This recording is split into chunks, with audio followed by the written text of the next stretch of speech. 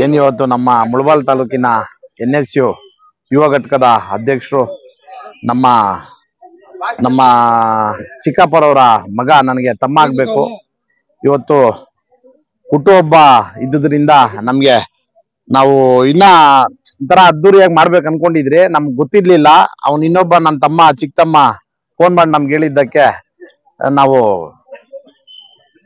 ಸ್ವಲ್ಪ ಬೇಗ ಬರ್ಬೇಕಾಯ್ತು, ಬರಕ್ ಆಗ್ಲಿಲ್ಲ.